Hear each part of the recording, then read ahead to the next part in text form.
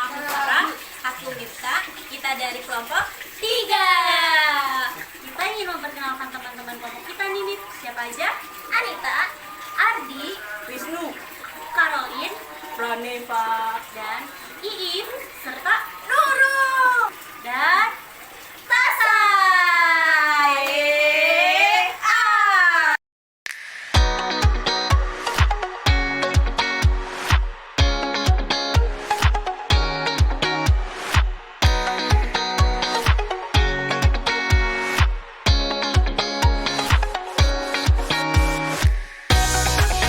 Dengan Mas siapa? Saya Fauzi.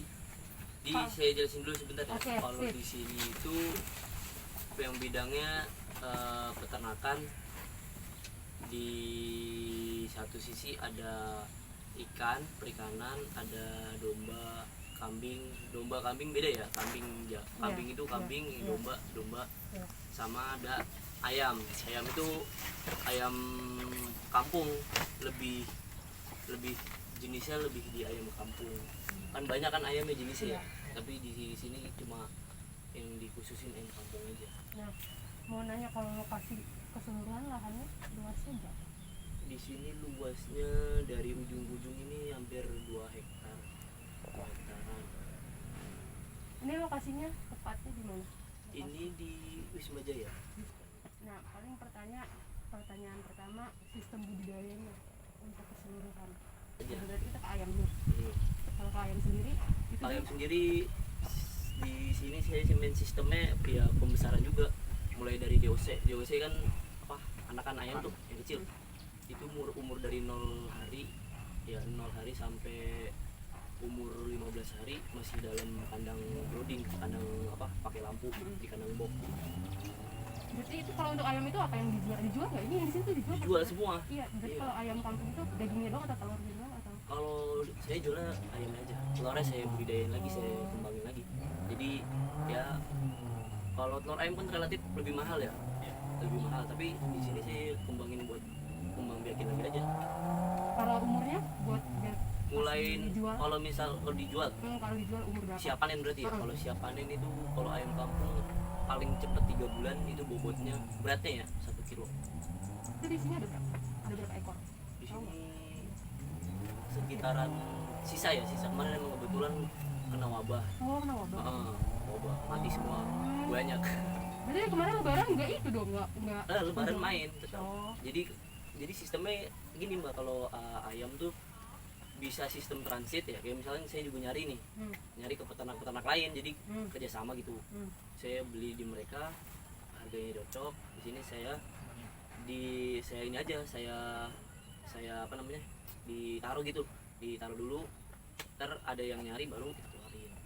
Berarti nanti bagi hasil ke yang Enggak, kita beli putus aja. Jadi gitu. resiko kematian segala macam udah apa, udah tanggung jawab antara penjual dan pembeli. Berarti kalau kira-kira tiap bulan ada penjualan ayam doang berapa? Kira-kiranya kalau kemarin kan emang benar-benar habis kena wabah ya, jadi minimal rugi lah, lagi rugi minus. Kalau biasanya nggak minus per bulan biasanya bisa jual berapa ekor? Karena kan tadi saya jelasin nih, kalau pembesaran ya minimal 3 bulan, jadi penjualannya nggak per setiap bulan sih. Kalau emang lagi ada yang udah panen nih, misalnya udah sekilo nih kita timbang kan, kita misalnya sebulan sekali kita timbang nih, udah ada yang masuk di bobot 1 kilo kita jual. Kalau Jadi per tahun berarti kalau per tahun aja deh, kalau per bulan kan nggak minus.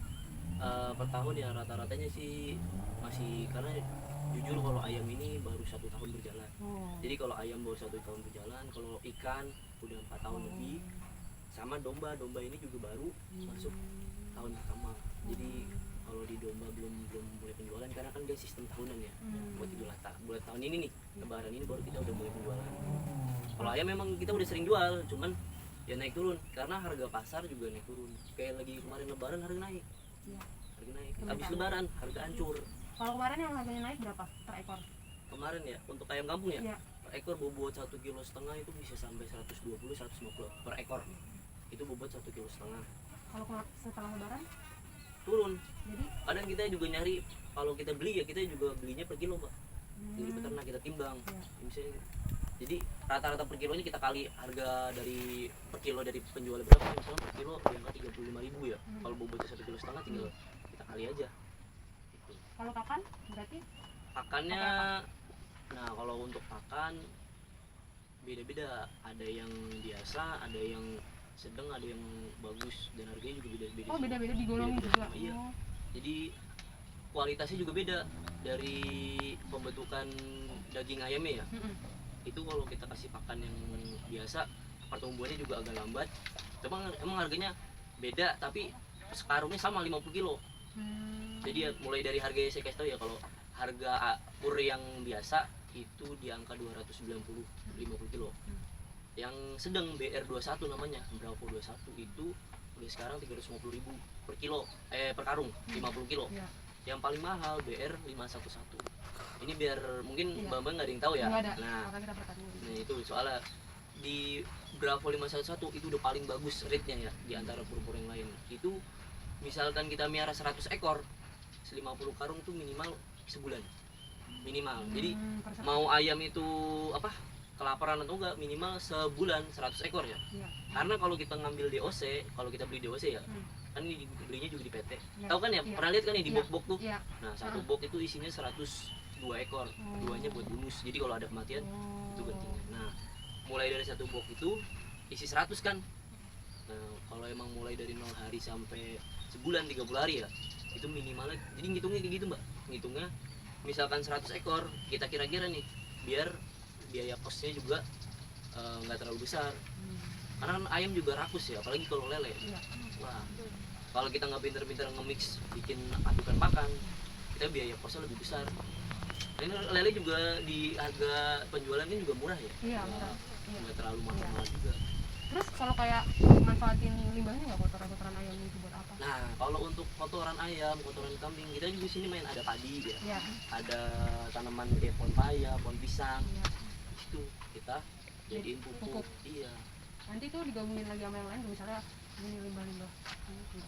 Kalau ini masih pakan buat pakan kambing. Oh, jadi cuma Jadi, murni ya, ini kotorannya misalkan- doang dijadiin pupuk. Ya, jadi kemarin kan sebelum kita mulai padi nih, dari kotoran kandang kambing kita adukin, tanahnya kan juga kita ngolah tanah juga ya. Iya, ngolah. Mulai tanah yang dari tandu sampai Iya. bener-bener bisa apa namanya, bisa numbuh nih, udah kelihatan kan.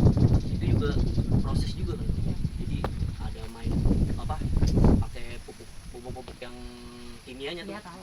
pupuk mutiara, pupuk Iya. Korea gitu-gitu dah.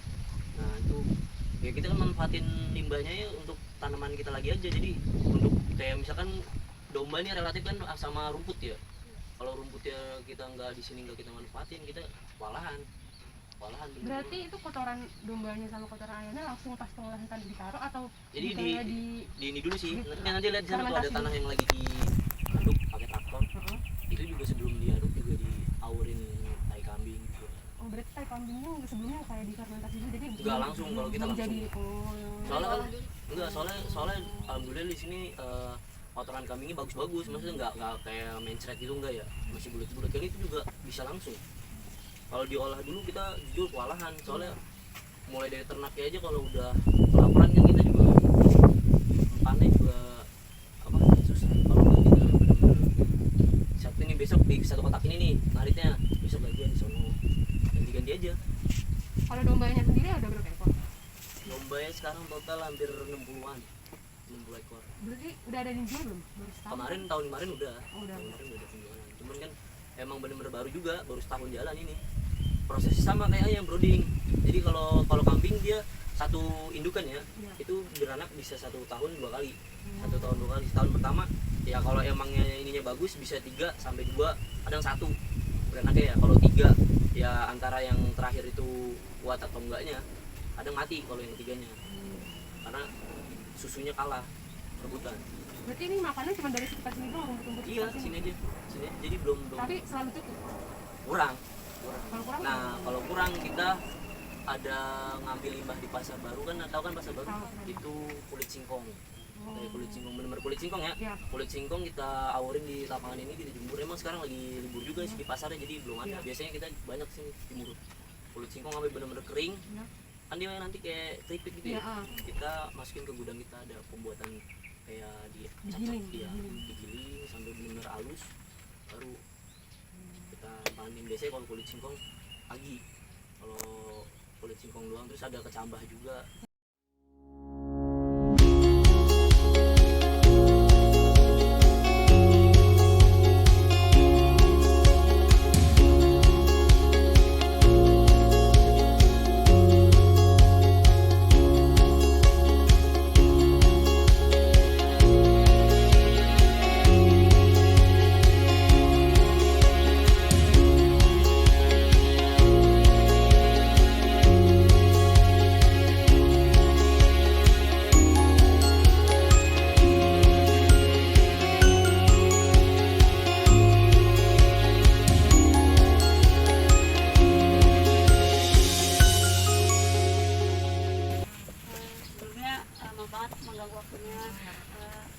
Boleh perkenalkan dulu sebelum ke topik pertanyaan.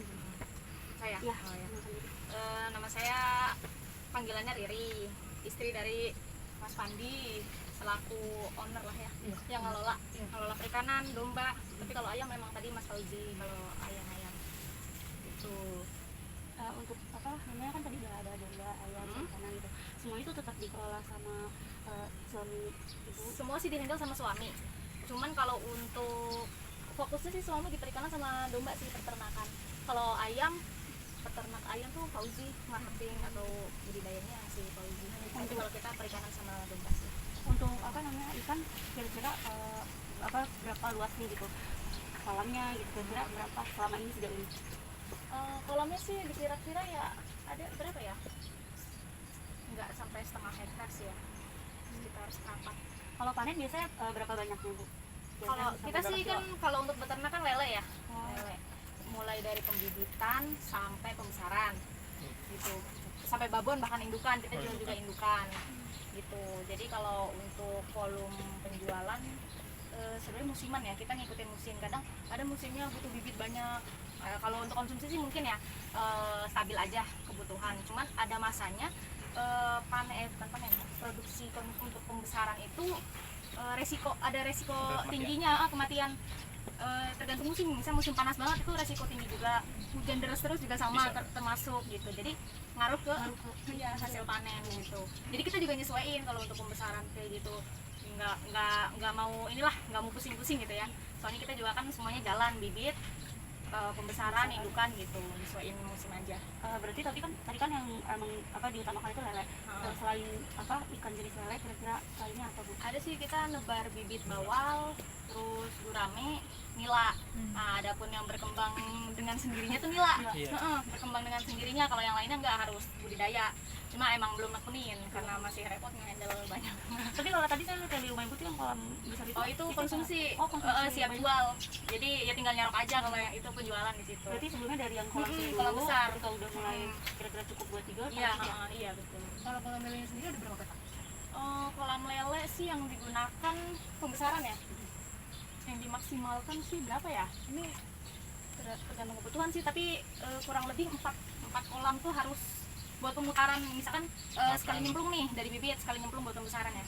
Nah, ada waktunya per 2 minggu atau per berapa minggu itu sortir. Jadi otomatis harus ada kolam yang disiapkan kan untuk sortirannya. Dan tiap sortiran kan beda-beda ukuran. Ada yang masih sangkal, ada yang udah setengah jadi, ada yang udah jadi gitu. Makanya paling nggak tuh 4 kolam harus dipersiapkan. Kalau kolam bibitnya?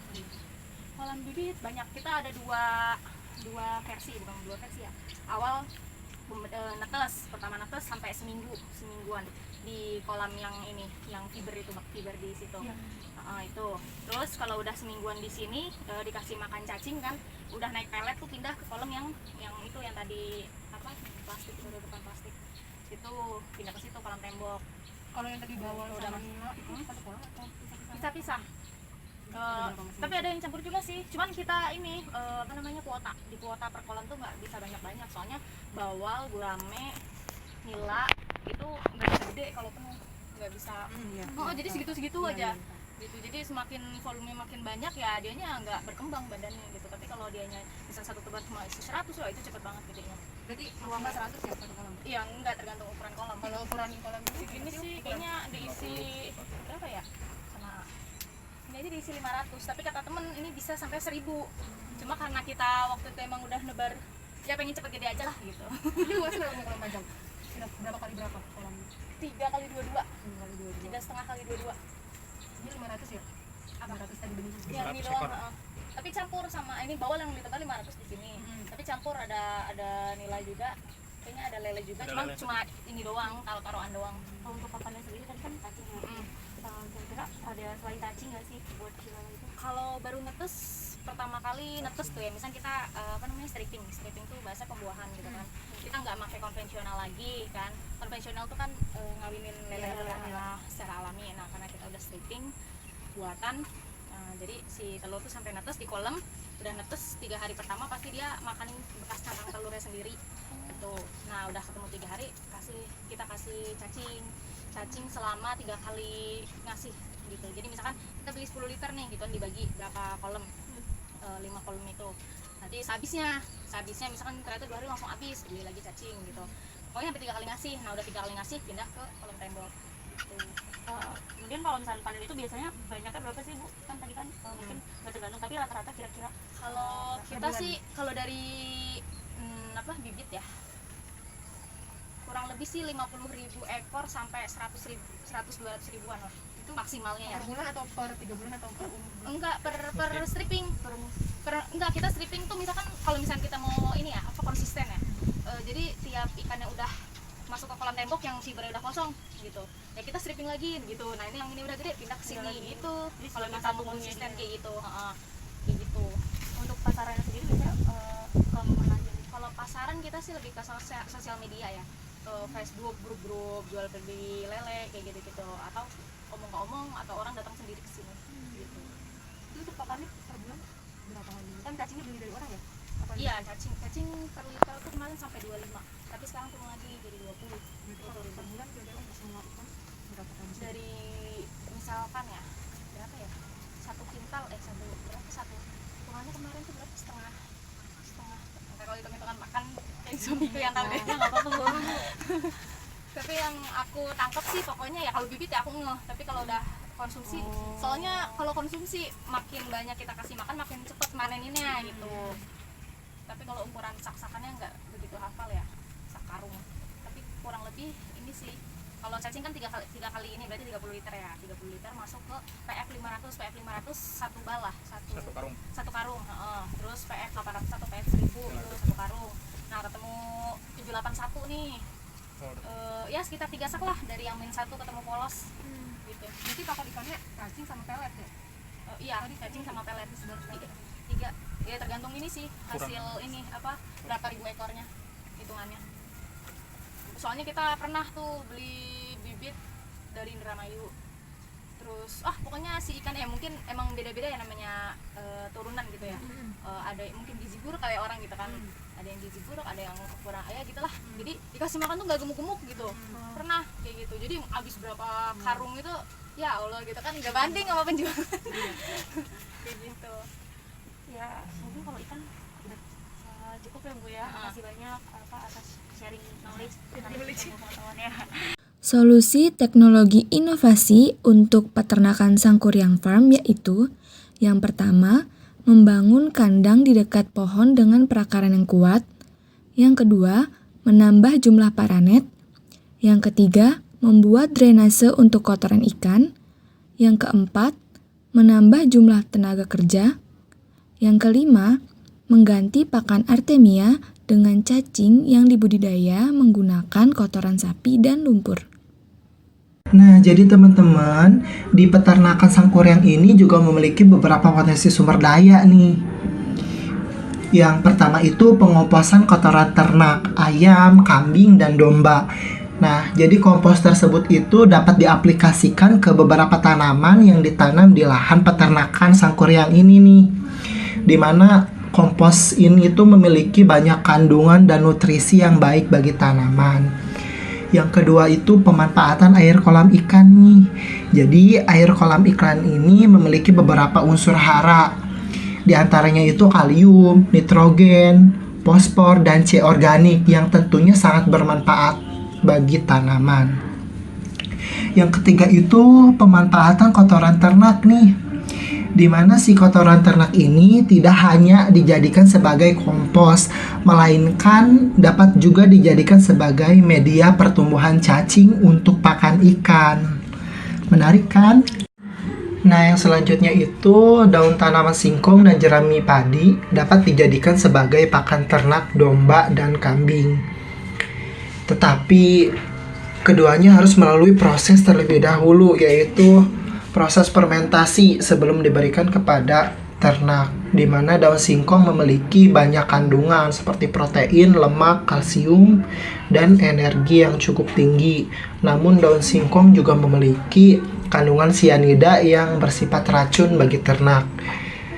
Lalu jerami dapat dijadikan sebagai pakan ternak, tetapi tidak bisa secara langsung dikarenakan nutrisi yang terlalu rendah dan kurang dapat dicerna oleh ternak, sehingga harus diolah terlebih dahulu. Nah, itulah beberapa potensi sumber daya yang terdapat di peternakan sangkuriang ini. Sekian dari kelompok 3.